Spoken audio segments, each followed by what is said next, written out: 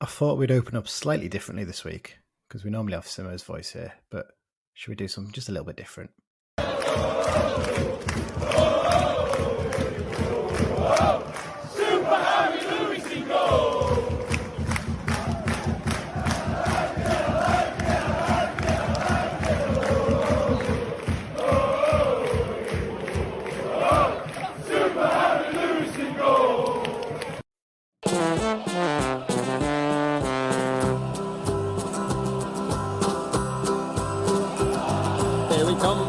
And we're looking good, you'll be in for a fight, and we fight pretty good. Getting goals is our job, and we get goals good. Looking good, we are Carlisle United. Hello everyone, you're listening to the Brunton Bugle, the number one place to get your Carlisle fix in the podcast world. I'm Lee Rooney. And I'm Adam Tiffin. Yes, it's Super Harry Lewis in goal. Simmo gets his new number one, and there's some unhappy bunnies in West Yorkshire. We discuss the latest signing by the Blues, the defeat to Exeter, and look ahead to this weekend's clash with Oxford United at Brunton Park. With a pass so true to Boulder Stone and Clark's in view. There's a cross and a run, the old 1-2 and a shot. If you listen carefully there, Adam, what you can hear in the background is the noise of Bradford City fans' piss being boiled right now. It's the meltdown to end all meltdowns, and I've heard a few people saying this. They've probably enjoyed the meltdown as much as they enjoyed us signing a new keeper. How are you, mate? Yeah, it's been an active time since I was last on the podcast. The Piatics and Greg Abbott and that aren't messing about when it comes to recruitment. But yeah, the Carlisle and Bradford Twitter has been just brilliant for the last couple of days, and it'll be even better if another Bradford player were to make his way over to Brunton Park. But the likelihood of that is probably less so. But yeah, in fairness to Bradford fans though, some of them have been admitting that we've got them on strings, and because you can't say otherwise. So. But some of them, the reactions is just, chef's kiss. It's been quite funny, hasn't it, watching the way that some of them have reacted to it. Not taking it well, shall we say the least. Right, well, we'll get into it. That's basically the main news bit we're going to be talking about in a sec. But before we go any further, just to remind everyone that this season, once again, our sponsors are the Carlisle United Supporters Club London branch. The London branch is open to all Carlisle United fans, wherever you live in the world, whether it's Jacksonville, Florida, wherever you live in Bradford. If you live in Bradford, you can join up as well. We all know Bradford have got a huge supporter base, and maybe they can sign up to our London club as well. Or maybe not. But they do lots of great stuff for the club in terms of fundraising, and they also do a lot of stuff in terms of arranging tickets for away games for exiles and travel plans and pubs to go to as well, designated pubs. So if you want to find out about them, go to their website, carlisle.londonbranch.org. Right, let's get into it then. News. There's only one bit of news to cover this week, Adam, and that's the signing of a new number one, I would presume a new number one goalkeeper. I think it's pretty obvious. Considering we paid a fee for him. Yeah, it'd be some move if we just thought, no, just chuck him behind Gabe Breeze. That would be a very big power move from Sir, wouldn't it, to say, you know what, I've signed you, but you're going on the bench. That'd be a Brian Clough level humbling. I mean, imagine the reaction from the Bradford fans if that happened. We signed him to put him on the bench behind our 20-year-old goalkeeper. That'd be a peak of housery. That'd be peak housery. It'd be incredible. But yeah, basically, we've sort of said it already, but Harry Lewis has signed on a 2.5-year deal for an undisclosed fee from Bradford City. Now, the name's probably familiar to most Carlisle fans because they'll remember he probably didn't have the greatest game in the second leg of the playoffs against us last season. But what I would say is in the other 3 games, I was really impressed with him. I thought he looked a really good goalkeeper. I mean, there's an argument maybe the home game where we won 1-0 that he probably could have done a bit better on the corner possibly. But he actually made 3 or 4 really good saves in that game from what I remember. So, you know, he's a very good goalkeeper. Great pedigree. I mean, just your initial thoughts on him signing. Yeah, I mean, it's one that happened really quickly because all the noise that was coming out from the likes of Alan Nixon was obviously that us and Stevenage were battling for MK Don's keeper, Craig McGillivray. And that we were in a bit of a bidding war, but because of how much that stalled, and neither of us ended up getting him. And then all of a sudden, this move materialised very quickly, at least in the public eye. Obviously, we're not going to find out how quickly or how much work had been put in prior to it sort of being signed, sealed and delivered. But yeah, from all indications, from what we've seen of him, obviously we've seen a lot of him over the last season just because of the regularity that we've played Bradford. But other than the one infamous game where Ben Barkley scored the header to put us to Wembley, he was a very, very solid keeper. And the reaction, as I say often, the reaction from fans to a fellow club's move is always quite telling, because there's no bias involved in it, and everyone seems to be saying this is a big improvement on what we currently have. And the fact that Bradford fans are so unhappy about losing him is a real telltale too. You've done some good numbers on Twitter today, haven't you, with your things? Eulogy. Your eulogy. We're going to have to retire the clip of Barkley's goal, unfortunately. Yeah, well, not necessarily Barkley's goal, but more the banter towards Lewis of his horrendous positioning. But it's done all right. Bit of KSI, sad music for all you people my age who watched KSI when you were younger. Yeah, it's one of those ones where you look back at it now, you can sort of see what Lewis is doing. He's trying to anticipate where the ball's going, but he's just been a bit too eager, hasn't he? And hopefully he's learned his lesson from that. It sounds like he's had a bit of a tougher season this time around, but when you look at stats-wise, he was the second best goalkeeper in the division last season on stats. I think Hurley was just behind him, and obviously Vigouroux was top of the pile. But, he's a good keeper. Yeah, definitely. And it's not even just like last season he was a very good keeper. It was the season prior to that as well. I think he was maybe not quite up to that level, but certainly at a decent level. So he doesn't appear to be a flash in the pan keeper. If anything, this season is the anomaly by the looks of things. And he's got a good pedigree, having come through Southampton's academy, been on loan a couple of times before joining Bradford. I think was it Dundee? He was at Dundee United. He played 30 games. Dundee United. And obviously Simmo said, as he seems to say, of all these young lads we're signing, that he's had an eye on him for a while, probably because of his association with the FA, so he's always sort of keeping track of those sorts of players. I was looking there, and actually his age profile fits perfectly for the sort of players, that age group that Simmo was looking at when he was England under 20 manager. Actually, he was 26. I think Henderson's the same age as me. He's about 26 as well, so that fits in quite well. And he seems to be someone who's quite well thought of. I mean, Southampton kept holding him for a long time. I mean, he's learned to spell at Dundee United. It was in 2017-18. And then he doesn't play again until he plays for Bradford last season. So, Southampton clearly thought maybe there was something there. It didn't quite work out for him there, obviously. He's had to move on. Yeah. But he's someone who's got a good pedigree. As you mentioned there, obviously the Bradford fans are not happy about losing him. It's interesting that it's basically a reverse Wyke, isn't it? Because obviously you remember back to the fact when we lost Charlie Wyke. And that was so frustrating for us at the time, and we were going for promotion back then. They're not really in the promotion fight at the moment, I think, Bradford. They've been better since Graham Alexander came in. Yes, because definitely. under Mark Hughes couldn't get too much worse. But they're not in the... I mean, there is a big fight for those top 7 spots this season, and I'm very happy that we're not involved in that league this year. No. But I don't think Bradford will be involved in that. But I think a lot of Bradford fans are generally unhappy with the lack of positivity, I'd say, in terms of the mindset of the people higher up, where they're selling Lewis. They're potentially going to end up selling, his name escapes me, Jake Young. Yeah. Obviously was at Swindon's, done very well. There's been murmurs about Andy Cook leaving, which that 3-year deal in the summer for, how old is he now? He's in his 30s, 32, 33, something like that. It's looking worse and worse by the day.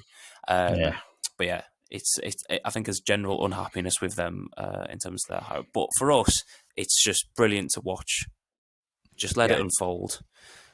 And chaos at Bradford, what we like to see. 4 goalkeepers signed up now. Interesting, Simmo's comments in the pre-match press conference today. He's basically confirmed that the club have offered a new deal to Breeze, and that was actually before even all this transfer happened. It was like last week by the sounds of things, because it was so impressive how he's handled becoming the number 1, briefly as it is. Happy with that. I'm pretty chuffed, to be fair. I'm glad to see he's been rewarded, because he's shown, I think, in those 4 games is he's a capable backup. And that's something we were never quite sure about, because he'd never played a first team game before. Well, I'm most happy for him, because without the shortcomings of Holy and the shortcomings of Jokel Anderson as well, and his injury, he would have never got this opportunity, and he likely would have been released, because he's into his final year of into the final 6 months of his deal now. So I'm more happy for him. It's what I be amazed if he really try. Obviously, there'll be some negotiation in there to try and get a better deal for himself. But he's, on a personal note for him, this month has been brilliant, or the last 30 days, not this literal month. But yeah, I feel great for him because he's got a chance and he's taken it. And it likely means he's at least going to be the backup keeper. I mean, obviously with Lewis signed now, he's probably going to be the backup keeper for the foreseeable. But even still, it gives him now the option, because he's never been on a loan move before. Now, if clubs have seen him and he's seen him perform, they might think, oh, we'll have a bit of that. And then he can grow and develop more, get more games. And that was the ideal scenario, that he'd come in, play a few games, do all right, and then end up getting a loan move so we can further develop away from the club. And that's exactly what's played out. So I don't think it really could have gone much better for Gabe Breeze. Yeah, it's a prime example, isn't it, of how in football sometimes you just need a little bit of luck, don't you, in your career, just to get something going. Yeah, and definitely. he's had that opportunity just because, like you say, the circumstances, Holy's made those 3 mistakes, Anderson's out injured, and Simmo's got to the point, well, I'm going to have to try something different here. And he's come in and he's not really made any clangers, There was a small argument he could have done better with Port Vale's goal. I think it's a bit harsh. The rest of the goals he's not really had any chance with, and he's generally, his all-round games look solid. And like you said, it's a chance for him to get a proper loan spell now, because he had that brief, like a couple of weeks at Widnes, didn't he? And I think he played 2 games there, and then Widnes got a new manager who wanted a permanent keeper, and so he had to come back to us. And because of the circumstances, he's not really been able to go out on loan. And now we've got this setup we have. It'll be interesting to see whether he does go out on loan or whether Simmo decides to stick with him on the bench for now and has Holy basically sat in the stands, which is, a big move, because I think most League Two clubs would probably take Holy, I reckon. Well, yeah, one of the Bradford's pages that I saw in terms of suggestions for a new goalkeeper, I know they've just signed one on loan from. Yeah. Oh, it was one who was at Charlton, I think, or someone. Sam Walker. Yeah, Sam Walker. They've just signed him, but one of them was suggesting that they bring in Holy. And I think even though Simmo said that the 4 goalkeepers they have, they're happy to stick with that if needs be, having 4 keepers is usually a marker of, we're not going to say it, but bloated, if somebody wants to come in and take one of these, by all means. And I think it would probably be Holy now. Because I think Simmo just sort of likes Jokkel Anderson. I don't know if it's just his personality, if he's good crack, or what. I think the other issue with Anderson is the fact that Reading are skint and will not want him back, because that means another wage on their books. So the only way he's going back is if we say, well, we'll pay that what we were paying of his wages. Yeah, exactly. The rest of the There's no point season. doing that. No, and you might as well just keep holding. Yeah, and the good thing about what Gabe Breeze has done over the last few games as well is it's given the club leeway to, because if they needed to move one of them on prior to if we'd have brought in Lewis and Gabe hadn't played any of those games, he would have been the one who'd been moved on. But now he's cemented himself as, well, I'm at least good enough to be the backup here. Yeah. The others, you've lot haven't been great. I'm second in the order now. So it's been good for him. And also the fact that Holy's probably a bigger financial commodity to get off the books. Both, there's a chance you could get, I don't think you'd necessarily get a fee for him because he's in his last year of his contract too, but it's at least more wages off the books. But yeah, I was just looking at some of the stats that Holy, and it's just to compare, because I think comparing this season's Harry Lewis, like I said earlier, I think is probably the anomaly. But last season, probably one of the biggest stats, and people can argue whether it's actually a stat, is the expected goals scored or prevented. For keepers, it's prevented. Yeah. For Harry Lewis last season, according to FotMob, because this season, I think from the analyst, he's got one of the worst in League Two for goals allowed or prevented. It's like -7 or something like that, which is what Holy's was last season. We think how good we all think Holy was last year.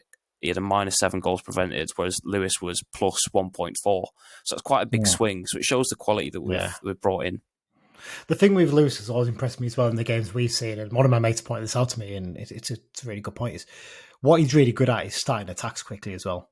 There's no wait, because the one thing with Thomas is he takes his time. When he collects the ball, he'll take his time to get it, he'll take his time to kick it.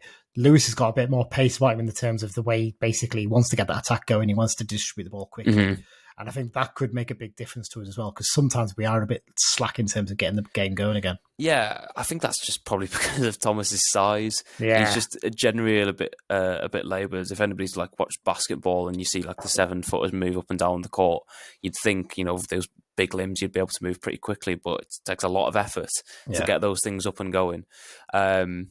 But I get what you mean. The one thing I remember about playing Bradford last year, though, was they kept on trying to play out from the back. I don't know if it was maybe just because we were pressing well, but I remember him being rushed a couple of occasions. But I think that was more just stubbornness in the principles of we're going to play out from the back, and then that led to those issues. But that's not something we're going to try and do. So it's not something that should necessarily be an issue for Lewis at Carlisle. Yeah, and to be honest, you just give the bell to Big John and tell him to run off the pitch and that's it all out. We did put a tweet out before we were recording just to get a few of your comments in terms of what you thought in the signing and the news that Gabe is getting a new contract. The Buzz is back, which I think is the guys who run the Buzz is back forum have said, thrilled. This time of year, we wouldn't have imagined we'd ever be making such moves in the transfer market. I think that's sort of looking back to last season even. You think, and if we'd been able to do this last season, we probably would have finished top 3. Which is mad to think of, isn't it? So, Rye CFC says, pleasantly surprised, like Armstrong and Neil to an extent. Nice to see we're taking players who have proved themselves in the league below. In Armstrong and Lewis, you could argue both were some of the best players in League Two. A transfer strategy like this makes sense up the Blues. That's a really good point, that, isn't it? And it feels very strange to not only be paying transfer fees, but going and poaching some of the best players from clubs in the division below, because it used to be us that lost our players every time things were going well. It's a nice feeling, isn't it, to be doing that? Yeah, and it's one of the things that if anybody's watched my the latest video I did on my channel about Neil and Green signing, a little bit about Armstrong, but I'd already covered him.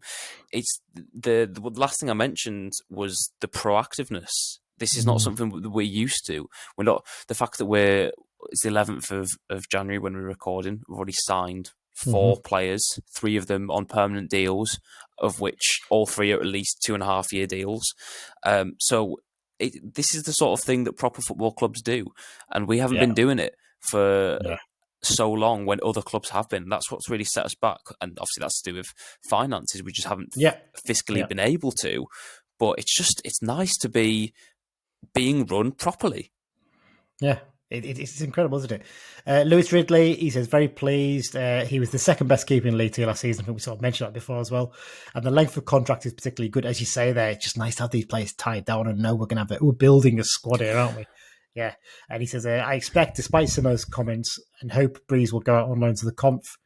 Pleased we're trying to tie him down, though. He needs games and Holy's capable of number 2.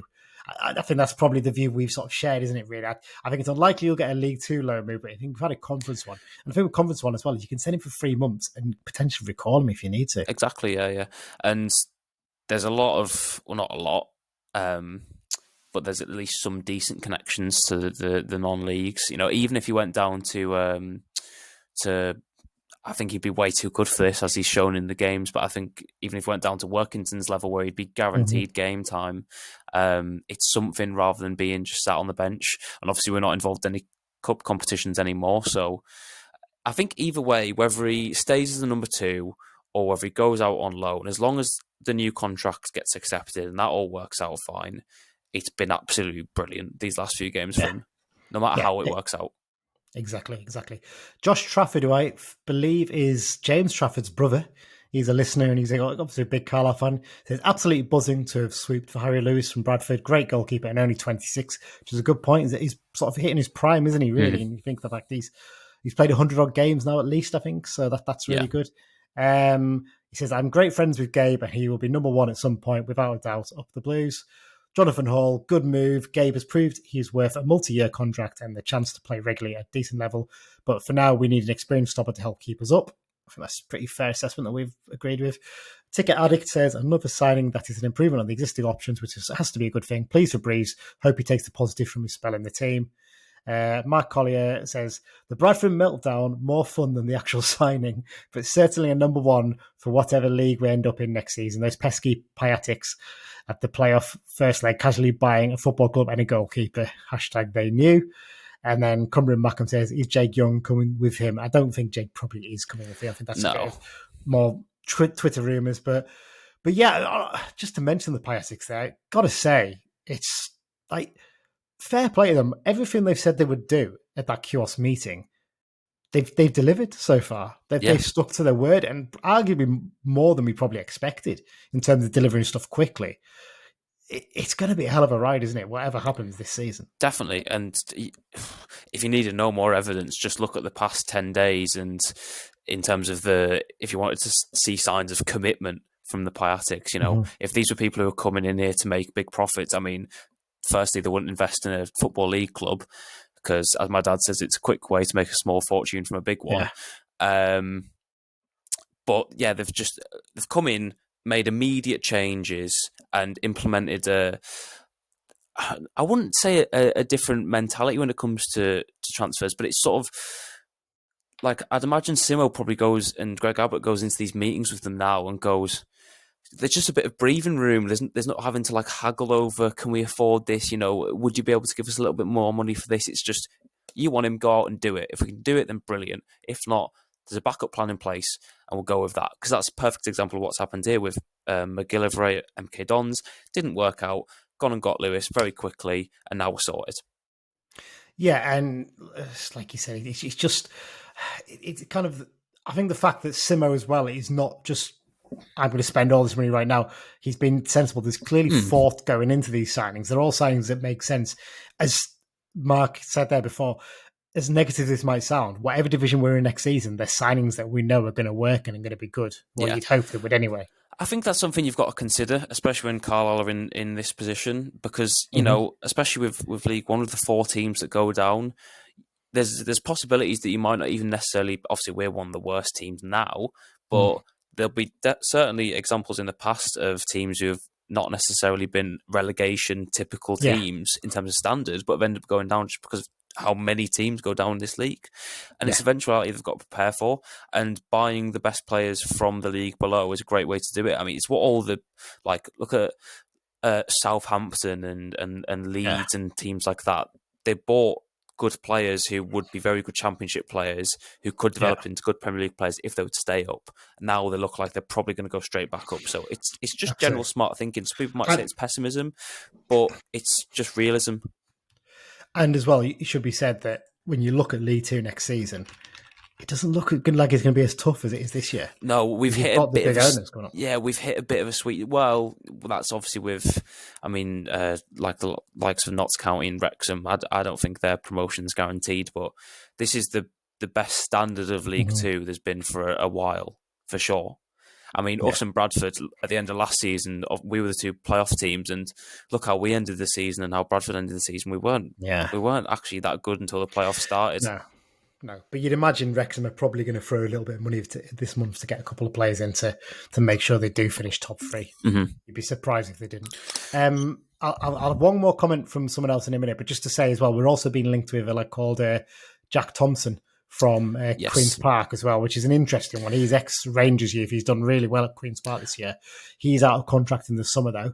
So there's a feeling that we can actually agree a contract with him now because he's technically an international transfer. Yeah. So I do wonder if that's one look into the future. Possibly you might try and get him tied down, which would be fantastic if we could get something like that sorted for next season as well. Yeah. Well, I did a little piece on Football League Worlds about him, and obviously it's been reported by the Daily Records where it originally came from. By the looks of it, he's more of a holding midfielder, so maybe not something.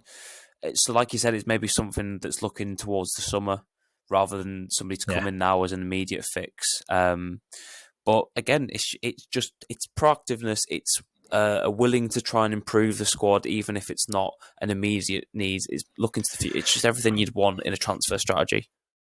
Yeah, absolutely. I will leave the final word on from what the tweets we got to Mr. Mike Booth, who says, I just can't wrap my head around the fact that all our transfer dealings in January so far have happened prior to recording. And we know that Tom, too, and Nick both listen, so big thank you to you guys for getting these transfers sorted before we record the pod each week. It's been very enjoyable, but I'm to play catch-up the week after. Right. I don't think there's any other. If there's any other news, we'll cover it at some other point. I don't think there's anything else there. To be honest, it's been fairly quiet otherwise. Not really. The only other news, maybe like injury related stuff with Coyote, maybe that's still not back, been fit, and Huntington's getting closer. Obviously, Simpson said that he wants on the radio that he wants up to. I think it was up to 3 more. Or is it at least 3 more? I think up to 3 more. I think he was looking at the moment. So, which obviously how that'll get split is to be seen. There is one more thing, actually. Max Kilsby, he's been recalled from his loan at an Athletic. I think the feeling is Simmo wants to have a look at him in January and see how he does in a couple of reserve games before he considers what he does at the end of the month. Yeah, well, he's out of contract at the end of the season. Yeah. I'm pretty sure he doesn't have an option for the club to extend. No. So it's the reason why Rotherham wouldn't send Coyote until he'd signed a new deal, because obviously if he comes back and is immediately out of contract, so I'd imagine that'll be part of the thinking as well. But I also saw Kai Nugent scored for Annan at the weekend. He did. He's scored a few now. I think 3 or 4, I think, possibly for them. So he's doing pretty well north of the water, which is good to see. I do wonder for lads like Kilsby and Nugent what Simmo said about wanting to have effectively a B team, an under 21 team almost. Going forward. It's going to benefit those players better, because actually we can look and say, right, let's tie them down slightly longer, give them time to develop as players, and you can send them out on these loans, which seem to do them really good. So yeah, there's plenty of opportunities there for them. Right, let's look back on the Exeter game then. Adam, we're not going to talk too much of this because neither of us we've sort of caught up on the highlights and watched bits back, but yeah, Exeter City 2, Carl United 1. By all accounts, not a great day at the office, I think it's fair to say. No, there was some reasonable performance from the sounds of it, notably from the 2 debutants. More so Neil by the sounds of it, just because I think Armstrong didn't get as much service. But yeah, it's another game where defensive lapses have cost us goals, not been clinical enough in front of goal, and so we've lost. Yeah, it's frustrating, isn't it? The frustrating thing is it's against a team that if we'd beaten, we'd have gone ahead of. I mean, that's the thing that annoys you the most, isn't it? Yeah, and now the issue is because they're the top of the team that's last in the table before you hit the relegation spots, and then it's now that 6-point gap, and I think they might still have a game in hand on us still. So it's now I'm looking at the table and going, as things currently stand, obviously signings are going to make a difference, or should make a difference, because there's been games like where Holy's cost us at least 8 points, maybe more, with mistakes, and you could say the same about Jokkel Anderson. But I'm starting to look at the league and go, is there actually 4 teams that are worse than us? And that's now where I'm getting a bit nervous. I think where we need to be looking at ahead of us in the table is the teams that are dropping.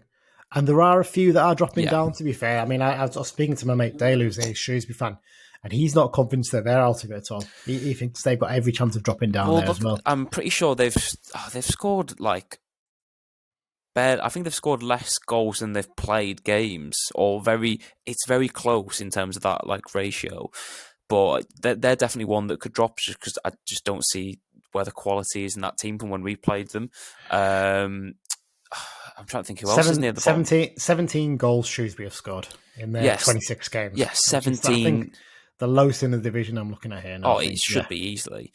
But that's awful. That's going to really catch up on you at some point. Their goal difference is one worse than us. They got minus 19, we got minus 17. But obviously the problem is there's 20 games to go now, and they're 10 points ahead. Yeah.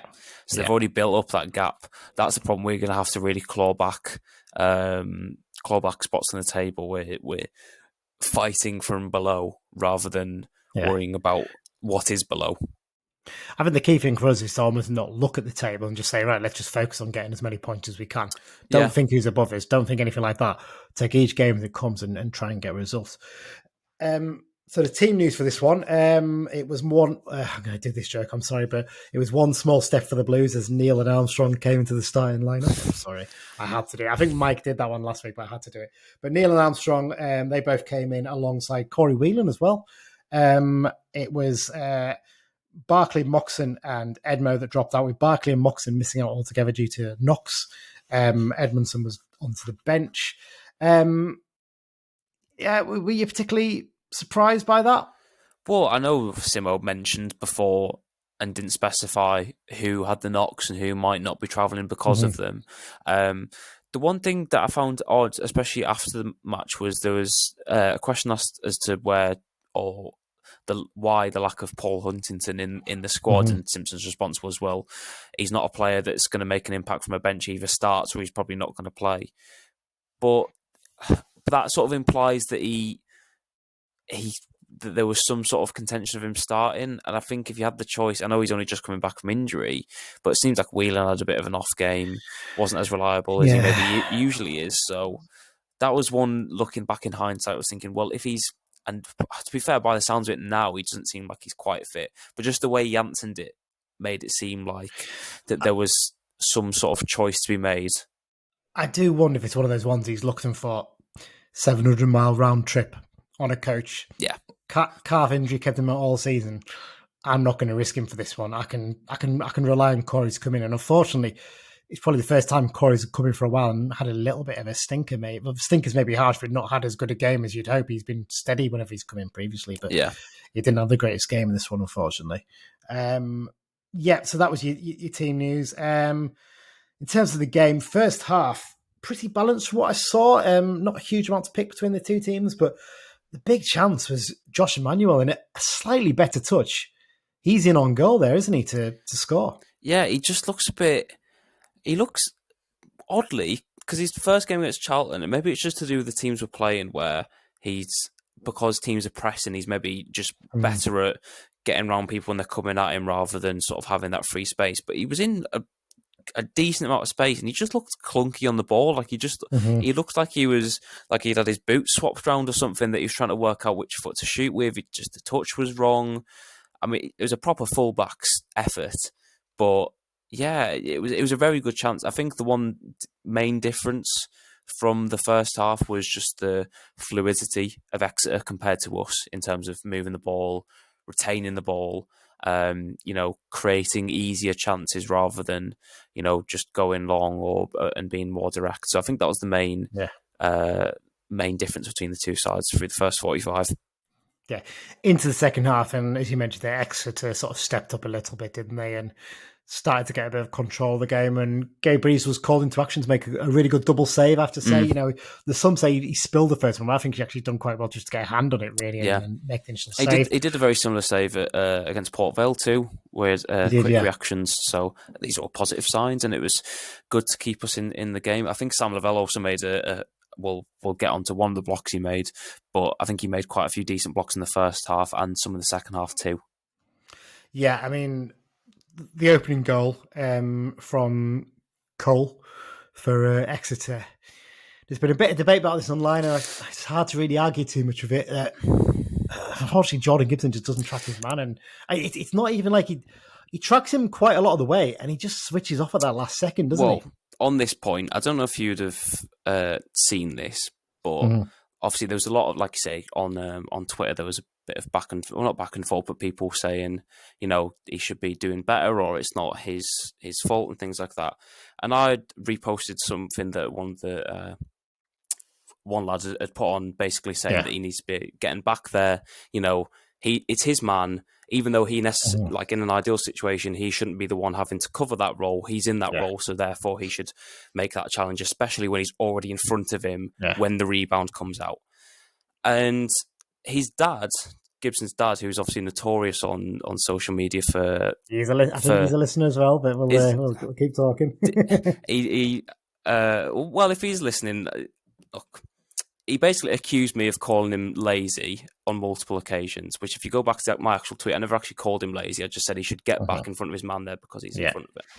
So I can't remember what if his dad's name is. It Andy? Andy, I apologise that you felt so aggravated by my tweet, but in my opinion, and it is only my opinion, and I'm not going to be able to convince you because it's your son, he should get back there. He's a winger, I know, who's probably playing a little bit out of position, or in that situation shouldn't be so far back. But it's a defensive duty. He can't just throw it away because, I'm an attacking player, so I'm just going to let this lad get a shot off and not even make an attempt to get back and block it.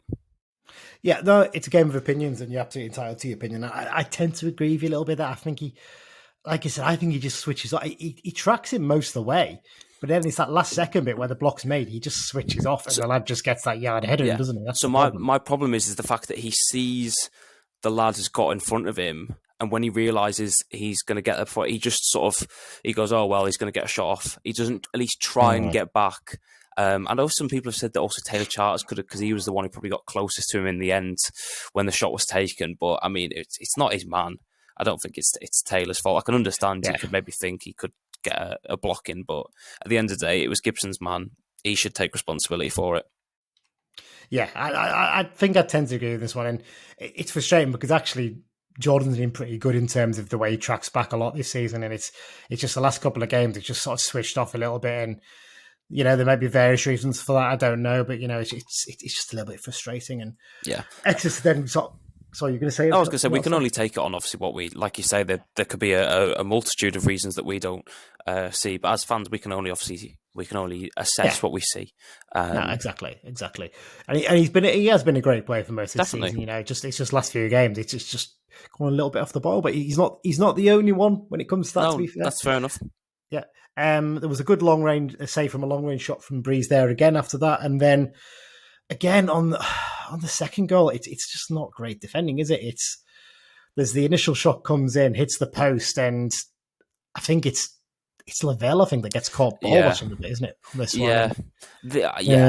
It's one where it's another defensive lapse where he's just sort of switching off and he's not reacted well enough to the situation. I think it's a bit that there's certainly less time for him to react to it than there is with the midfielders for the first goal, because it's more of sort of a snap rebound that's come back to the striker, who's obviously got an easy finish.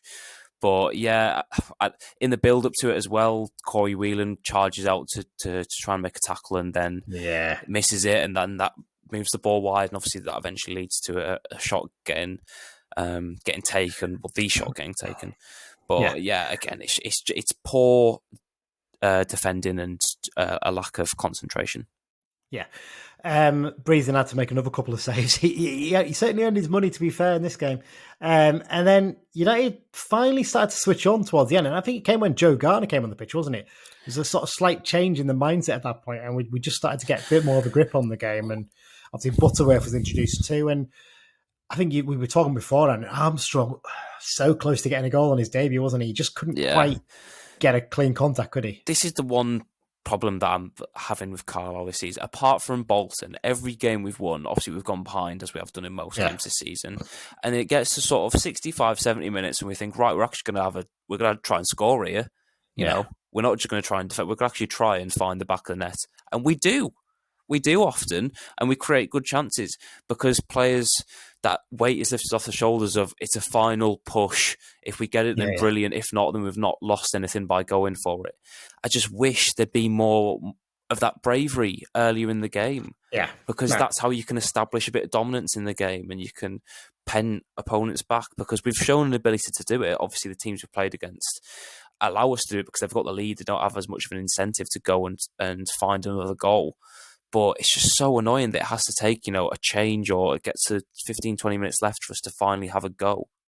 Yeah. I mean, he's unlucky, Armstrong, with that chance, though, isn't he? I think it's one of those ones, it looks like a bit of a gilt-edged miss because he's quite close out, but he's just sort of stretching to try and get a stud on it as much as he's jumping. Yeah, like I said, he's jumping and stretching to try and reach it, and he's got a decent contact on it. If he puts it like a yard wide, you think, oh, that's a poor miss. But the fact that it's just come like hit the post square on, it's not a bad miss. And obviously, eventually, or was it that? Or there was another chance where Neil squared the ball across to him, and maybe the defender got in the way, and then that led to the corner, which then Butterworth, obviously, as we'll get on to, scored a very good goal from. But yeah, it's just we're not creating enough for the strikers, which is an area that I think Neil will help in, because it'll allow the likes of Moxon to get further up the pitch. Yeah. As you mentioned there, Butterworth scored United's goal, consolation as it turned out to be.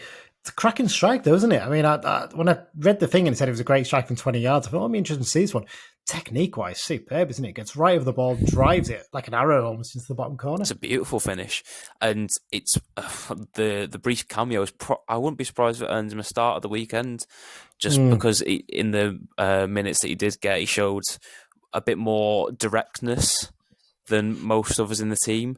But yeah, it's a brilliant finish. It's sad that I think it was 87th minute or something like that. 86th minute. So there's barely any, even though it was 9 minutes added on. I think nobody, even our own fans and James and Lummy, couldn't believe that there was 9 minutes added on. It definitely didn't seem like a game that required that much, but we didn't make use of it in the end.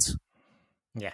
Well, maybe we'll start with that one as they're talking about after the game then. So it's one that's been mentioned by a lot of fans. I'm still not 100% convinced by him. Dan Butterworth, do you think he's worth running the team? I think it's almost. Oh well, no. That would be harsh to say. I was going to say that Gibson's been at the level where you just got to change something, like with Holy, where it was got really bad, and you brought in Breeze because there just had to be a change made, even if it necessarily wasn't going to be any better. You had to at least give it a go. Yeah, I think some people are of that mindset, but I think that specific mindset is a bit harsh on Gibson, just because I don't think his actual quality has been really bad for the last few games. I think that dip in just quality off, isn't it? And lack of defensive awareness or ability combined is what's agging people. But I think he will start, because the game that he did start was against Burton after he played well, and obviously we won, and he looked decent in that game. So I think it's a game that we don't really have any. There's not much pressure on us to go out and get a result, even though it's at home, because we're against Oxford. But equally, they're falling a little bit too. So it might just be seen as a bit of a free pass to go, we'll try this. And then if not, we could just switch it after 60, 55 minutes if needs be. Yeah, it'll be interesting. We'll talk about that when we do the preview for the Oxford game. In terms of the debuts, Armstrong, we've sort of touched on slightly, but we'll touch on him again in a sec. But Harrison Neal seems to be the one who's getting all the plaudits. He was our man of the match, according to whoscored.com. He got a score of 7.4 for this game. He seems to be exactly what we've been looking for, doesn't he? Yeah, it's because Mox just doesn't have the one thing that I mentioned in that YouTube video that I mentioned. It's pinned on my Twitter if anybody wants to go and have a look at it. Is comparing the two of them last season, Mox and Neil. They're quite similar in a lot of stats, but the one stat that really sets them apart is the tackles or duels won percentage, because Mox does tend to fly into a lot of tackles and not win them and get bypassed, whereas the stats showed that Neil was one of the best in League Two for winning those tackles, and that's what you need. You need somebody who's going to sweep up things. That's what Callum Guy's so good at. So yeah, I think it was just nice to have somebody there who was fit for that role. Yeah, absolutely. It's what kind of an impact do you think he can have overall? It's the first time we've had you on since he signed, I think. So yeah, I think what will offer is a freedom for the players ahead of him to go forward, because he looks like someone who can. First, I didn't realise actually how tall he was until they did all the pictures and that together. I thought just by the look of him, he looks like sort of like 5'10", 5'11", but he's quite a big lad, and he looks like he can cover a bit of ground, and that's one thing that we've lost with having to play like some McGeoch, who's not as mobile, and Mox, who's maybe not as positionally aware. So I think it will allow the midfielders in front of him to get further forward and have more of a license. And I also think that he's got the technical ability to not just be a defensive-minded player, but somebody who can help build up attacks too. Yeah, absolutely. Armstrong, but his impact, I think it's pretty instant, isn't it? He looks like a player who's really going to fit in well. The one thing that I really noticed about him in the extended highlights was there was a passage where I don't know if the ball was. I think him and Joe Garner might have played a 1-2, and then it was switched over to the other side. And immediately, he wasn't even looking at the ball; he was just running straight down the middle of the goal line. Just being in that area was just not really. Obviously, Joe's the best at it at the moment, but he does like to get involved in build-up play a lot, whereas Armstrong will hold it up, lay it off, and then just go. He's not even looking at where the ball is. He's just expecting a ball to be in his vicinity. Yeah. He'll get on the end of it. So yeah, that's a real difference maker in terms of what the options that we currently have. And he's winning a lot in the air as well, isn't he? As well, that really stood out as well. that's one thing that Lummy mentioned on the commentary was it's going to take a bit of time for defenders and the midfielders to get used to having someone who then can just hump it up there, and they're likely going to win it. Because for most of the season, we've been putting it up there and we've not been as effective in winning those first and second balls. With him, he's got not only the ability to win the ball, but also bring it down and then take it and give it off to others. So it's probably going to take a little bit of adjusting for people to get used to that, having that ability up front. But it's one that will pay off in the end. Yeah, and it kind of feels like, in terms of what you said there about Neil just before, he will bring the best out of Moxon, won't we? I think, and that's the thing we're really hoping for, that we're going to see a different Owen Moxon, because he's done well this season. I think he's done better probably than people give him credit for, but he's not been at the same levels. And obviously, Guy being out has made it even worse for him, wasn't it? Yeah, I think it's just because he set such a high standard last season. Yeah, that it was going to be hard to move, and I think people also underestimate the big gap in quality between the League One, the bad teams in League One, and the good teams in League Two. Like there isn't really a bad team, a properly bad team in this division. And even when you look at the teams who are at the top of League Two, there's weaknesses that you can point out. So it's probably been quite a learning curve for him, but I actually think having to play that deeper role might have helped him a little bit, just sort of settle him down and not think, I've got to be playing these wonder passes all the time, I've got to be the one creating. It sort of settled him down and just made him look a little bit more at how to retain the ball a bit better. And it's something that can hopefully help him as he goes back to his more natural position further up the pitch. Yeah, I've seen a few people suggesting playing the number 10 role, Moxon, and I just don't think that would suit him. I think he likes the box-to-box. He wants to be a bit more involved. So I think he also likes sort of being able to survey the pitch, just sort of see what's going on and spray balls from left to right, rather than being the one who's maybe got his back to goal, laying it off for other people and things like that, and playing in those tight areas. Even though he can do it, I think that's just not what his preferred position would be. Yeah. Just a quick look down through the League One results from last weekend, and there was only 5 fixtures, including ours. Fleetwood Town, another defeat for them, 3-1 loss against Derby County. Burton Albion were 1-1 draw with Wycombe Wanderers. I mean, they're two teams that aren't doing that great this season. Cheltenham Town, what a result for them, though. A 2-1 win over Portsmouth. Yeah, the wheels have fallen off a bit at Portsmouth because they've just had Alex Robertson, their star midfielder from Man City's. I don't know if he's torn his hamstring, but he's had a very bad injury to his hamstring, which will probably keep him out for the rest of the season. So they're scrambling a little bit for options to replace him. And Bolton Wanderers are hot on their heels, aren't they? When you look at it, Bolton are only 2 points behind with 2 games in hand. You'd imagine Bolton are likely to go top. And if I remember rightly, I seem to remember myself and Dan maybe picked Bolton to finish top. I can't remember on that. Maybe I went Derby. I can't remember one of the two, but we'll have to check that again. And I'll give an analogy that if either of any of the Piatics or Nick is watching, he's going to like this analogy. That Portsmouth are a bit like this season's Philadelphia Eagles. They started off very, very well. I think pretty much undefeated.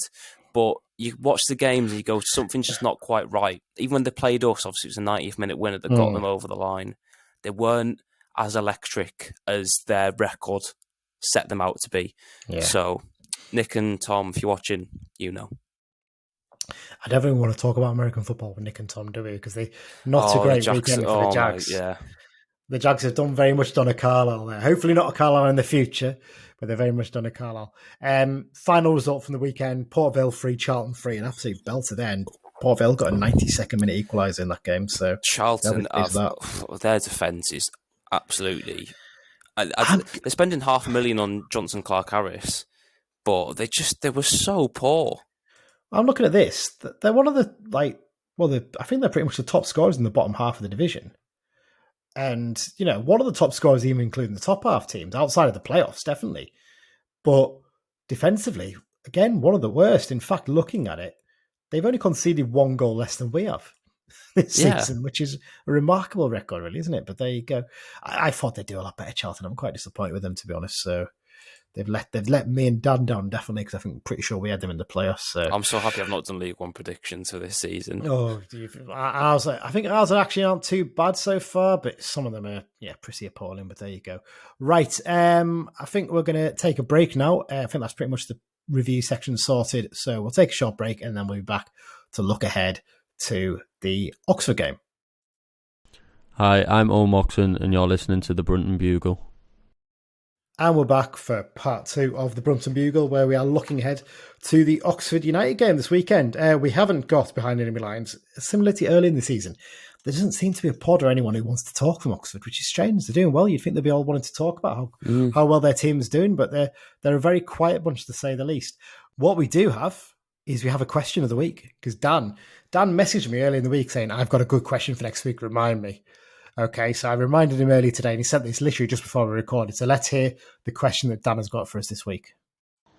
Now, last weekend saw former Blue Luke Joyce retire from his playing career.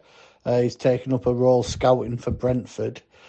And the question I've got relates to Luke Joyce. He made his debut for Wigan away at Leeds. And on the pitch that night were 2 ex-Blues. Who were they? Oh, that is a good question. Immediate thought when it comes to Leeds, Carlisle is Beckford. But I don't know if that'd be that time. It'd be too soon for Beckford. Now so Joyce joined us in 2006, in that summer, after we got, was it before we got promoted in? It was round about that time. So it'd be about 2004, 2005, round about he would have made his debut for Wigan. So Leeds would have been relegated from the Premier League then. Yeah, they got relegated 03-04, I think. Okay, so who would it be? I mean, Ian Hart gone by that point. Bridges wasn't there anymore. Could be Wigan, obviously. Still, it could be one of Joyce's. I think he said it was Leeds had 2 players who played for Carlisle that day, didn't you? I think, or would I imagine that? I think it was just 2 players on the pitch, so it could be one from either. I mean, it could be Cav. Cav would have been at Wigan around about that time, I think. Graham Kavanagh. This is probably one that's more suited to your age profile. Thank you. You're putting the pressure on me there now. I'm trying to think. Who else was at Leeds around about that time? Too early for Michalik, I think. Yeah, he was at Bolton at that point. Maybe no, not Ben Parker. He'd be too young as well at that point. Graham Kavanagh's the only one I can think of off the top of my head. Unless Pascal Chimbonda was there by then, or had he already gone from Wigan? Maybe. Yeah, this isn't the time frame that's best suited to me. I'm going to have to go with Pascal and Graham Kavanagh, but I'm not 100% that one. We're going to do the answer now because Mike has also done as a question. I'll leave that one for later. But here is the answer to Dan's very tough, very clever question. They were both on the same Wigan team. Luke Joyce came off the bench, but they were Pascal Chimbonda and Graham Kavanagh. Oh well, I'm pretty chuffed with myself for that actually, because I was a bit. Is that a bit early for Pascal? Was that a bit early for Kavanagh? But no. Oh, fantastic! Yeah, well, there you go. I got it in one. Thankfully for once. Normally I usually get one of them wrong. So there you go.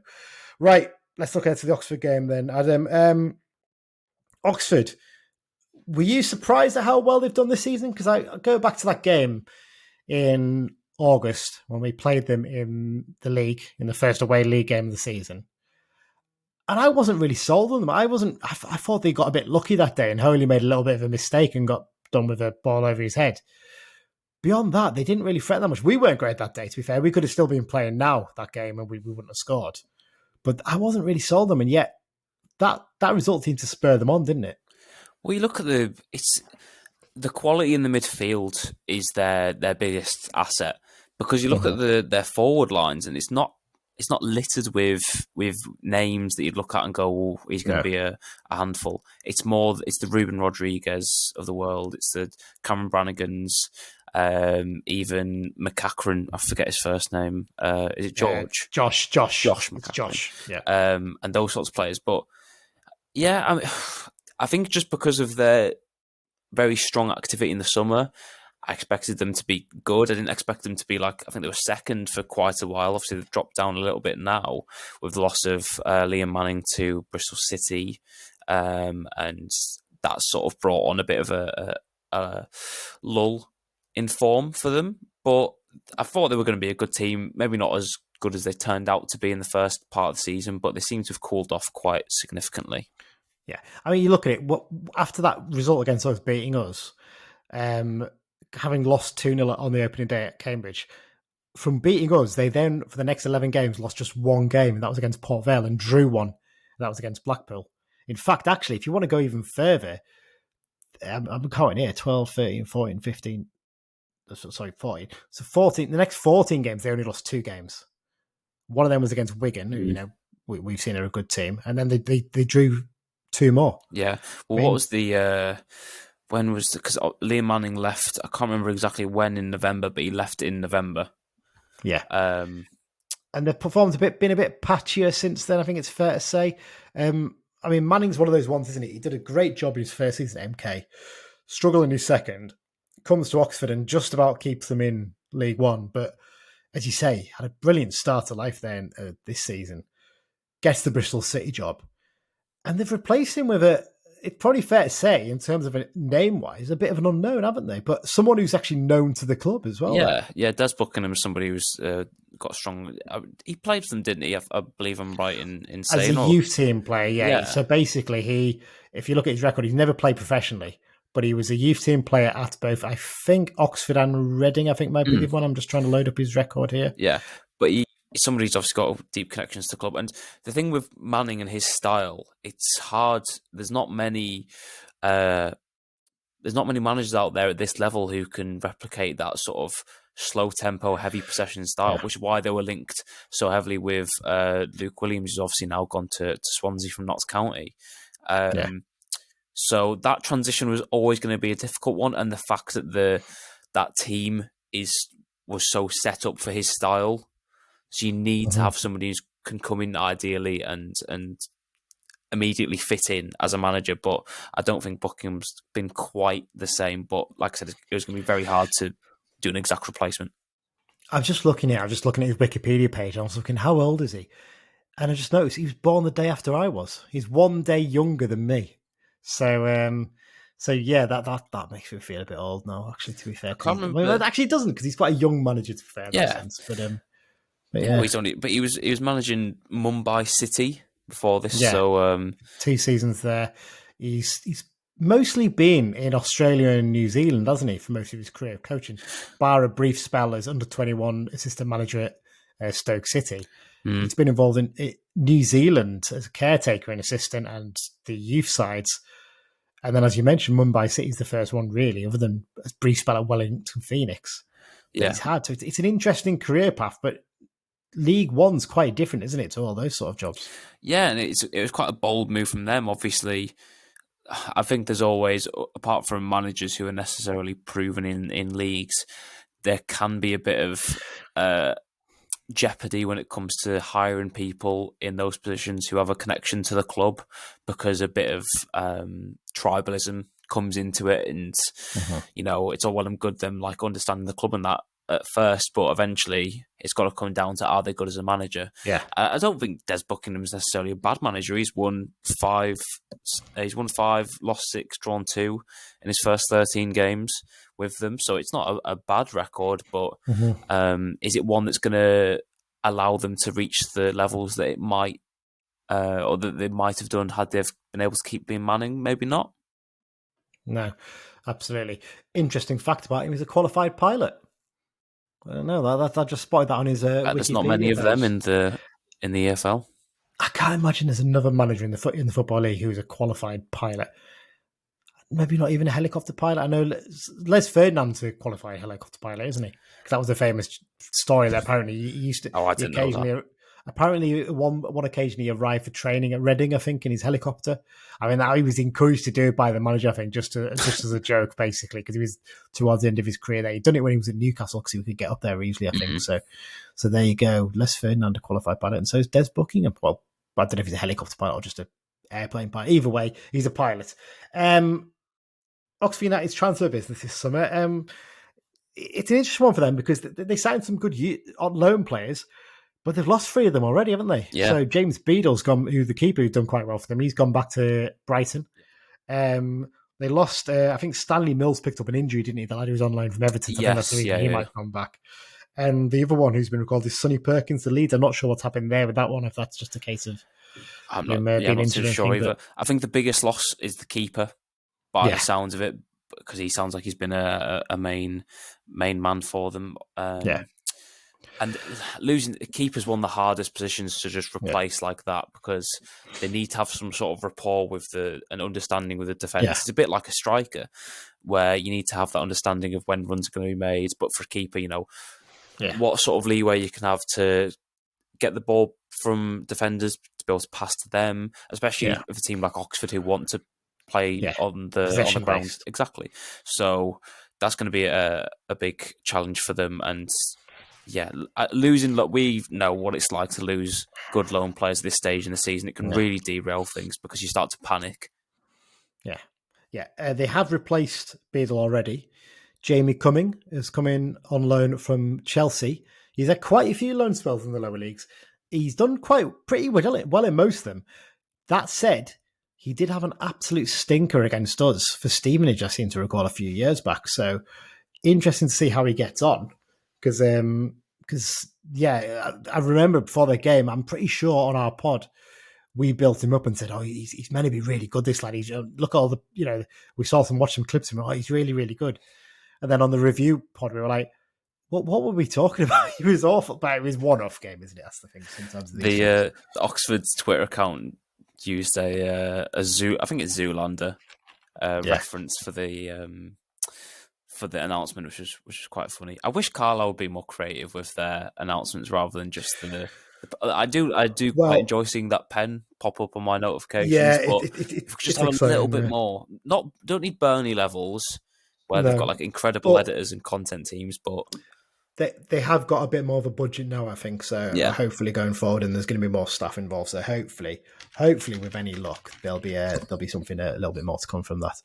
I'm trying to find this Jamie Cumming thing, but I'm not going to find it quickly enough to watch it. But yeah, he had. I just remember he had an absolute. I think it might have been the 4-0 game. Actually, he didn't have a great game if I remember right. I think it was one of the games we were actually allowed to attend during COVID too. So No, I remember that game, but I don't.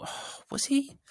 I remember the game, but I can't remember. Oh no, actually, I do remember the keeper not being great, but I just don't remember it being him. Maybe you could be right. While we're talking it, I'm going to go and try and find the for him his record, because I'm sure it's one of those games. I'll quickly have a look. So, in terms of the other signings, anyone else stood out for the players they brought in this summer?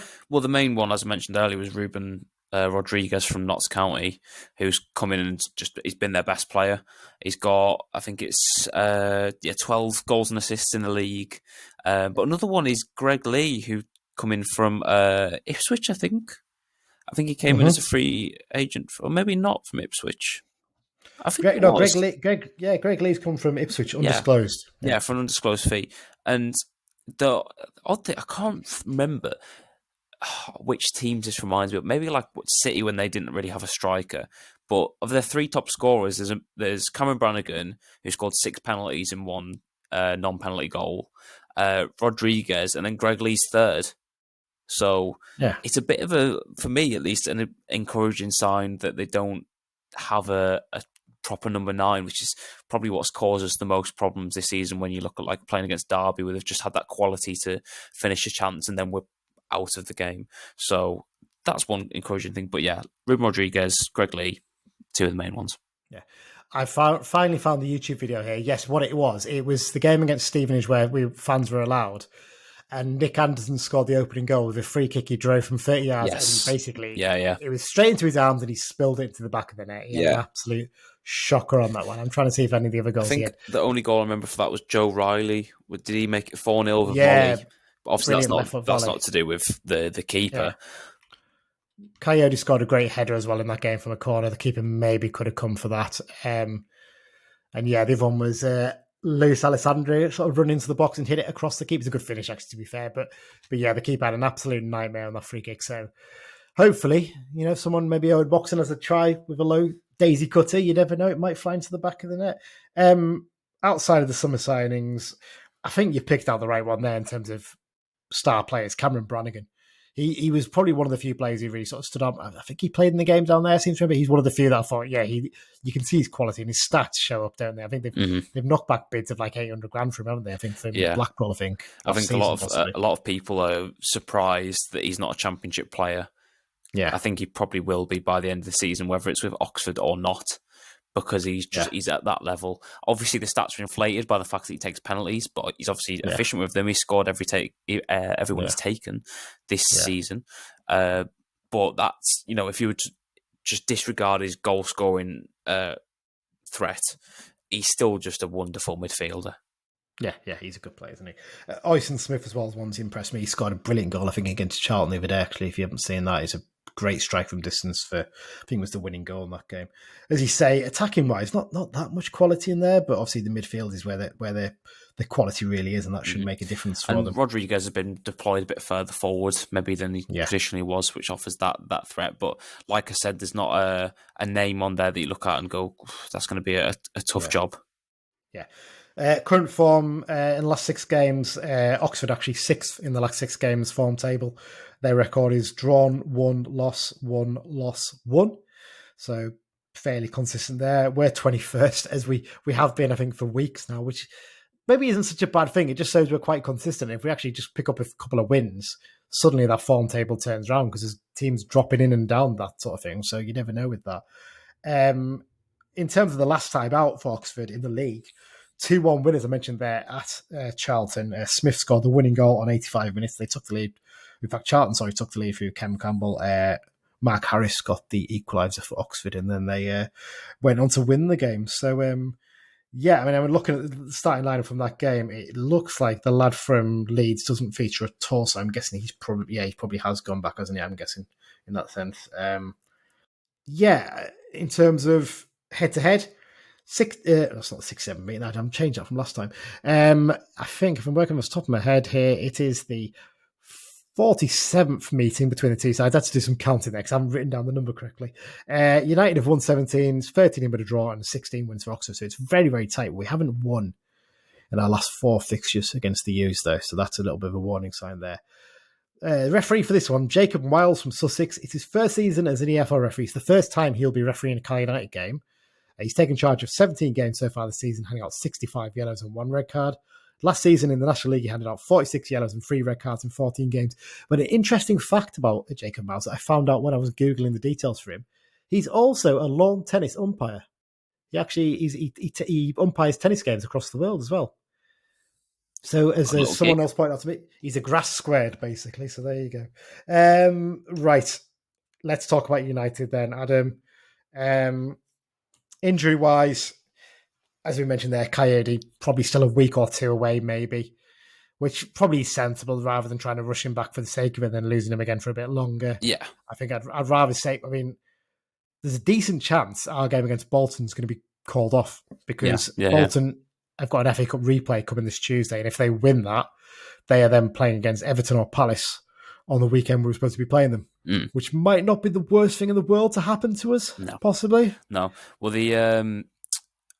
obviously they've got to get through Luton to do so. Yeah. But like you say, with at home, aren't they? The second like you said, with Coyote, now we've got Armstrong in. There's not as much of a pressure for him to come back because we do have that option, which is good for him. Oh, brilliant! Yeah, because as you mentioned, even though that game against Stevenage, Coyote's aerial presence is, I think, probably one of the more underrated facets of his game. That and his long throwing. But I think it's.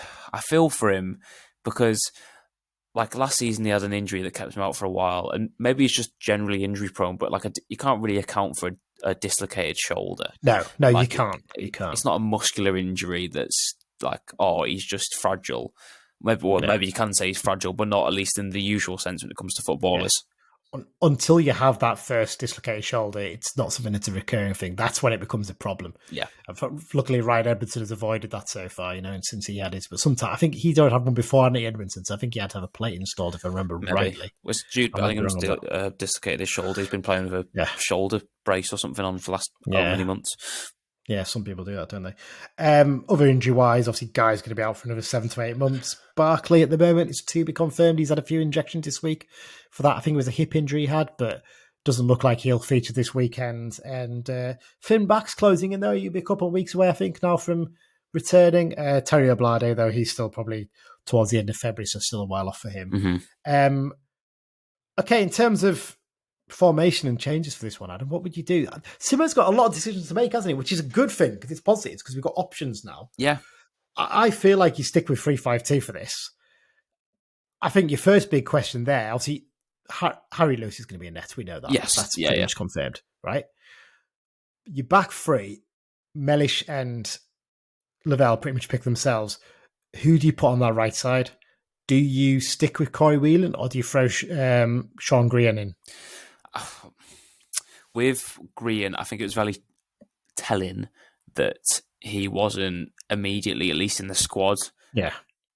In terms of that's probably a big hint as to where his fitness is at, just because he's probably not been playing as much with Palace's under-21s, just because their schedule won't be as heavy as a Football League club's is. So I'd be surprised. I'd expect him to maybe be on the bench, especially if Barkley's still unavailable. Obviously, like you said, his availability is still not known, but they'll probably err on the side of caution with him. But yeah, I would expect Whelan to stay in the squad just because I would be amazed if they chuck Green in first time as a starter. At least try and bed him in a little bit, especially for somebody of his age. I mean, potentially, there's the option to move Lavelle to the right side and put Paul Huntington into the middle as well, isn't there? Obviously, that's, again, dependent on fitness. I don't see that happening just because of the way Simpson's been talking about him this week. It doesn't seem like he's necessarily fully up to speed. But it's an option, and more options is better because it allows for rotation when things are going well in terms of freshening up the squad, and also when things are going badly, when things aren't working. Yeah, absolutely. Midfield. Moxon's fit again. Mm-hmm. So you imagine he comes back in. Harrison Neal is going to start. We know that because he's had a great debut. As long as he's fit, he'll be in there. So who's the third midfielder that plays alongside those two? Presuming we are presuming it's going to be 3-5-2 because he seems quite settled with that, doesn't he? And I'd imagine the wing backs are probably not going to change either. In Emmanuel and Robinson, he seems to be happier. No. So who's the third midfielder you play alongside them? Because there's a bit of debate here about three potential options of. Also, you mentioned Gibson, who's played really well there before, and actually having a Neil in there doing the guy role with a Moxon there as well might really help Gibson play his best. Or do you put someone like Charters in there who can, we know can really put a bit of purpose into a pass and a bit of zip on the ball and get the ball moving in those tight areas in the final third? Or do you go for Butterworth, who has got a bit of creativity, he's got a bit of dribbling ability, but maybe doesn't know quite when to release the ball sometimes? Which option would you go with? I'd probably still go with a midfield of Neil, Mox, and Gibson. But it wouldn't surprise me if he played Neil and then Charters and Mox in front of them. It wouldn't surprise me at all, just because it provides more defensive cover than having either Butterworth or Gibson in the starting lineup. On the point of sticking to the 3-5-2, I think they have to just... There's been too much chopping and changing in the formation. We have to, especially when it comes to transfers, it has to be considered, and it must be considered by Abbott and the others in terms of how they're going to fit into a system. And you can't make that decision as easily if you don't really know what your system is. So I think they have to stick to something. 3-5-2 seems to be what they're going with. But also not even just a system, just a way of playing. If we're going to be a direct long ball team who's going to put it up to Garner and Armstrong and Coyote in time, or any other signings that come in, then go with that. Be that team who's going to rely on the strengths of the forwards to get us out of trouble. But yeah, to get back to the point, I'd start Gibson again, just because I think Butterworth, somebody who will have more impacts off the bench, whereas I think Gibson's not as useful off the bench because he needs to be sort of up with the flow of the game. I would agree with you, personally. I'd agree with that as well. I'd go with Gibson. The other reason I'd go with that is, and it's one of the reasons why I stick with 3-5-2, is we're getting the best out of Mellish when you play 3-5-2 as well. I think he's done really well in the back four, but I think you see a lot more of him and his qualities when you play that because he has that freedom to get forward a bit. What the option gives you, having Gibson in there, especially if you play Armstrong at a sort of nippier, wider sort of forward up front with him is you can switch that 4-3-3. And we've really, really lacked that this season. That made a big difference last season because teams just didn't know how to cope with it. When we switched mid-game, they were like, well, what's going on here? We've been preparing for this. There's not as much of a surprise there in that sense, but it still is difficult to deal with if you've set yourself up to deal with the team in that way. So that gives you the option to potentially do that mid-game, doesn't it? Yeah, and there's a lot of people who are not happy with Sean Maguire. And I think probably with the background that he has in terms of clubs he's played for and the level that he's played at, people haven't been pleased with what he's produced, maybe in comparison to their expectations. But I think it seems to be the preferred thing of Simpson of playing that big man, little man up front, having that different option. And like you say, it does allow for that switch in tactics if needs be. I should say, I don't think Mellish had his best game against Exeter. There's like he had a lot of times where he just sort of just had a lapse in judgment and gave away the ball cheaply or tried to get the ball where he shouldn't have. But he's been one of the most consistent players in the team. Yeah, it's interesting you mentioned that about giving the ball away. The stats actually bear up that as a team we weren't particularly good at that because our pass success percentage was 58%. That is horrible. Which is terrible because actually most this season it's been an improvement on last season. It's been on the previous game it was 78, I think 71 or 78%. Like against Wigan it was that high. In fact, Exeter's pass success was less this game, 71%, than we had against Wigan, 78%.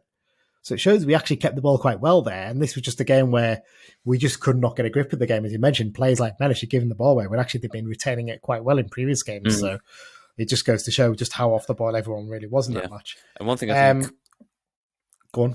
One thing I think that will be really interesting to watch on Saturday is how a player like Harrison Neal plays on a bigger pitch.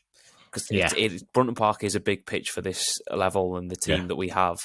And it allows... the likes of like Mox is at his best when he's at home because he's got the room to spray balls in behind and he's not going to go out of play. And Callum Guy like that as well, didn't he? He liked to be able to spread the ball out wide to the wing backs as well. So and just having that freedom for Neil to just sort of sit and switch things from side to side if needs be. That'll be one thing that'll be really interesting to watch. And also Armstrong. In terms of having more space to roam off of defenders and try getting behind too. Yeah, absolutely. So, I mean, in terms of attack, obviously Armstrong is going to start. We know that. That's a given. You'd stick with Maguire, you think, then maybe just because it gives us that option to switch to 4-3-3 as well as much as anything? I also just think he's... maybe it's just because it was the start of the season and, you can make the argument with footballers that, he's maybe come here not necessarily because he really wants to be here, which is in fairness, I think one thing that people forget when it comes to football, that it's a job at the end of the day. They're going to go where's best financially and the best situation for them, not necessarily because they love the club that they're going to. But it's just, early in the season, there was instant signs of quality. The runs he was making, the way he's able to hold up the ball. Now he's not the best in front of goal, but with Armstrong up front, it's not as much as a necessity. So I think he can be someone who can link up play like really few players in the team can. And that's why I'd stick with him up front. Yeah. In terms of the bench, we'll briefly touch on that before we do predictions. Would you stick with Breeze then as your backup and Thomas Hurley be sat in the stands? I think that seems the only fair way of doing it, doesn't it? It'd be very, very harsh for them to put Breeze in the stands after what he's done. And I think also in terms of just the profile and age of the two players, I think it could have quite a bad impact if you go, oh, thanks, Gabe, you've done really well for these few games, but can you just go sit in the East stand for us? Absolutely. So I'd be absolutely amazed if he wasn't on the bench. Yeah. But he's got some other decisions to make though, hasn't he? Because obviously if Mox comes back in, then you're probably going to have to drop one of your midfielders, which you'd imagine is a straight fight between Moxon and McCalmont, and McGeoch and McCalmont, and I'd imagine it's probably Dylan that's going to miss out, to be honest. Yeah, in that fight. I've really not been impressed with McCalmont this season. No, he's not quite stepped up. I think he's not been up to it this season. But Simpson just likes him. You can just tell he likes him. I don't know if it's his energy that he brings. He's a busy player. He runs about a lot, but his quality on the ball sometimes.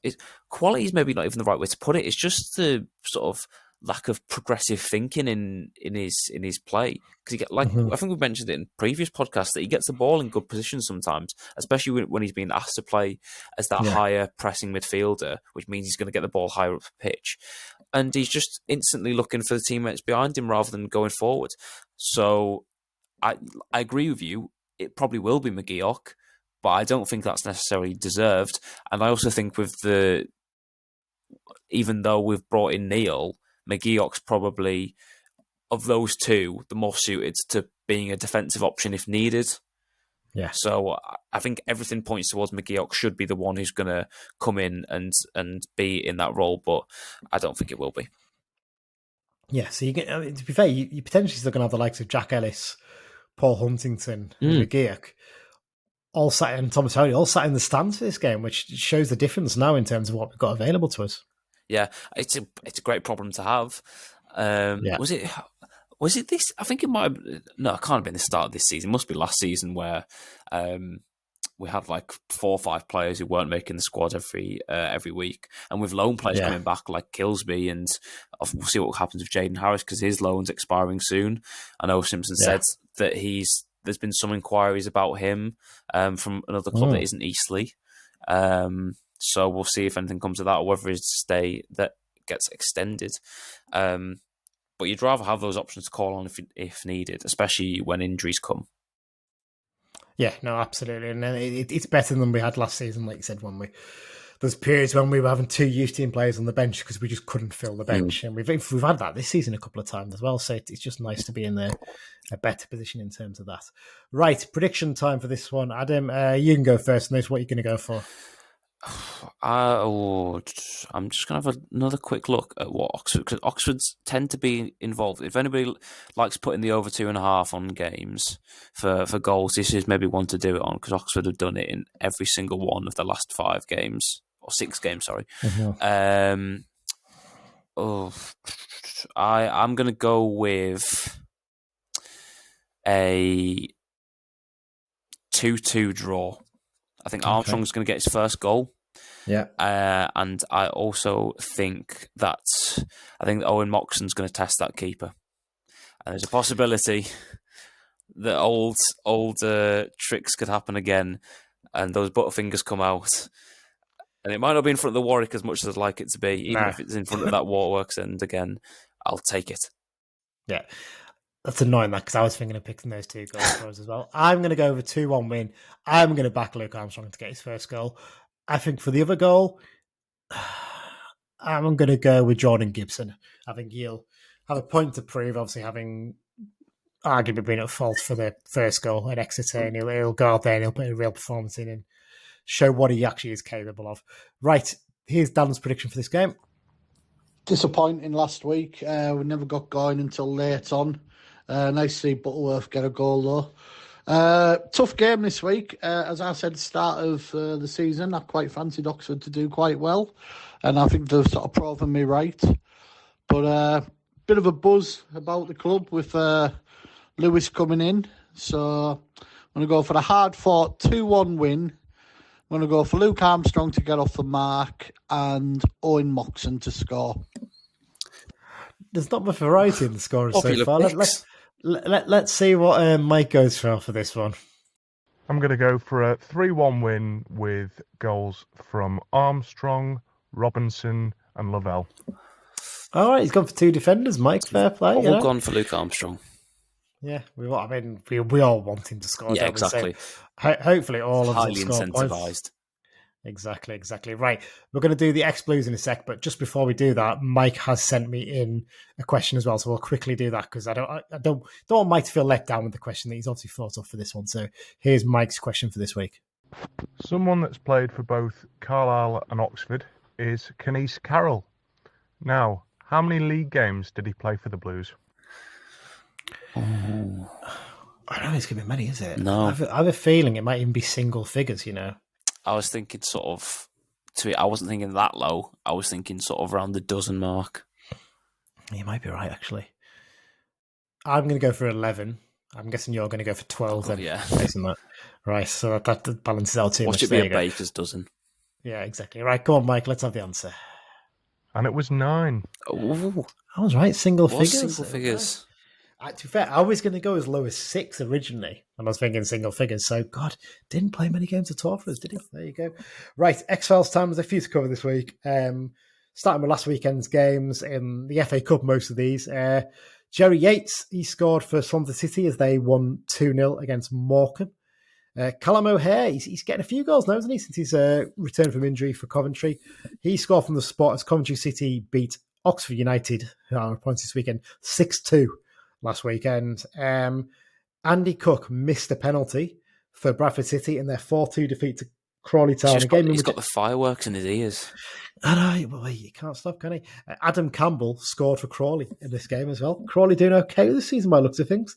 Another team doing all right this season in League Two. Crewe Alexandra and Joe White, he scored a goal for them in their 1-0 win at Mansfield Town. Looks like he's going to extend his loan deal there, doesn't it? Yeah, although from what I'd heard, it seemed like a deal to Stockport was wrapped up, but obviously things seem to have changed with that. The goal that he scored, for anybody who hasn't seen it, it just sums him up as a footballer, just pure technical brilliance, flip-flaps the lad, and just doesn't even put too much power on it, just places it in the far corner. And he's been doing really well. It's really good to see because I think he's finally adapting to EFL football in the way that Elliot Anderson maybe did a couple of years ago. He's just sort of finally developing into himself as a professional footballer. Still kind of a shame we couldn't have kept him really back in the day. I know. There you go. Mark Beck, he scored for Solihull Moors in their 3-0 win over Woking. And Richie Bennett, he scored for Southport in their 2-2 draw at Gloucester City. And then in midweek, he scored twice for Southport in their 2-0 win over Darlington. He's getting a few goals since he's gone there, Richie, hasn't he? So that's good to see him getting a few. On to other news, and there's a few to cover here. Congratulations to Mo Sagaf. He's been called up to the Tanzania squad for their African Cup of Nations squad, basically, this month. Some people would be confused there because, like, hang on, wasn't he born in Somalia? He was born in Somalia, but he grew up in Tanzania. I'm guessing probably potentially war related there because obviously Somalia's been quite badly hit by that down the years, hasn't it? So, yeah. Simon Grand is the caretaker manager at Lancaster City, and from what I've read, he's been assisted by Danny Livesey there. That's a pairing and a half, isn't it? There's a former youth team player at Lancaster City, Charlie Barnes. Charlie Barnes, yeah.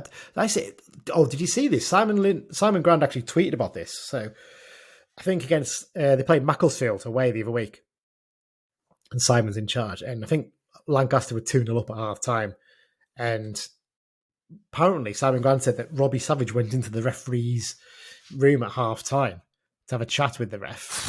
And then, if you watch, Macclesfield get a penalty towards the start of the second half. And if you watch it, Charlie Barnes is the one who gets fouled. He's clearing the ball and gets fouled, cleaned by two players, and the ref gives a penalty to Macclesfield. It's a ridiculous. They'd still won the game 2-1, I think, Lancaster. So, Robbie Savage, man. Fair to say Simon was not very impressed after that game. Pascal Chimbonda's in the headlines again. This is brilliant.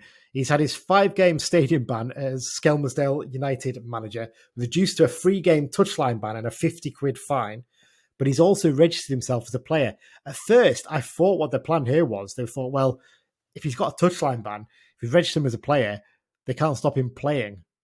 They can stop being on the touchline as a coach, but apparently it also applies to bit playing if you're a manager as well. So he still can't play till the very game next month. I thought it was the same. I thought it was the same logic as you.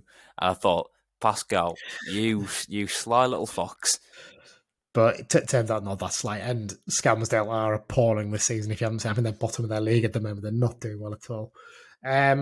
Matty Robson, he's come out of what I presume was retirement to sign for Brandon United at the age of 38. Bless him, Matty. Good lad. I was chatting with Matty the other week because he's going over to Germany to watch some football in February.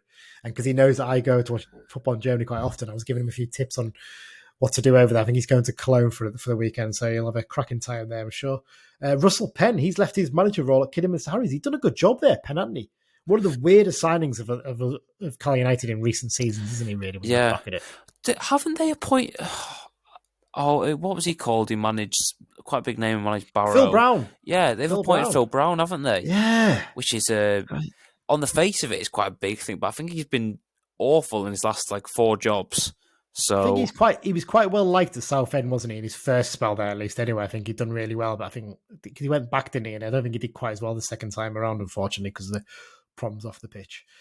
Tom Parks, he's signed for Hartlepool United from Livingston. And finally, Francois Zoko has been appointed as the head of academy coaching at Burton Albion. That's a lovely little story. I love to hear Francois' name as usual. And that's it, despite the fact that we haven't got Behind Enemy Lines this episode. 90 minutes long, but a lot of that was talking about how excited we were for Harry Luce signing, wasn't it? Yeah, so, and Bradford Tears. Can't really talk about that. Indeed. All the Bradford Tears, indeed. Give them a good shake. Adam, thanks very much for joining me. Always appreciate no worries. you coming on the pod. We will be back on, I think, Monday. I think Mike and I are going to record on Sunday morning a review of the Oxford game and a preview of the Barnsley game. Looking ahead to that, I think Mike's coming to that one with me as well. I think we're both going up to the Oxford game Saturday. I was going to make the Barnsley trip, but it's just going to be getting back to Carlisle was just going to be. My only option was to go to my mates in Manchester, but they're not going either. So the problem as well is looking at it is it could well be called off because the weather, the cold snap is just starting to hit, and I'm not sure they've got undersoil heating there, so it could be one that gets caught out by Cheltenham, could be as well, actually, potentially. So maybe it might help us give a bit of time to bed in some of these new signings potentially. There's a potential here that we might not play a home game until February. After this game, not play a game until the Leyton Orient game at the start of February. So. I hope that one's on because I bought train tickets for that, so I don't want that one to be called off. But yeah, no. Thank you very much for joining. Thanks once again to our sponsor, London Branch. We really appreciate their support. Like I said, we'll be back with the preview of the Barnsley game. But all I've got left to say after that is up the Blues. Up the Blues.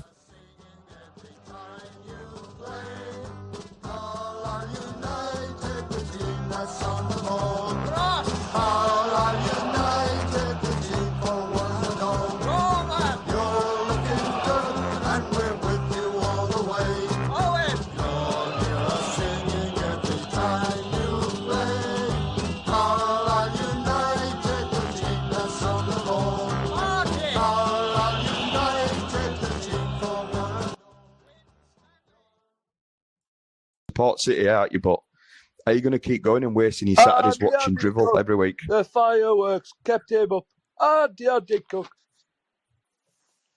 Jesus Christ, you're fucking sad, aren't you?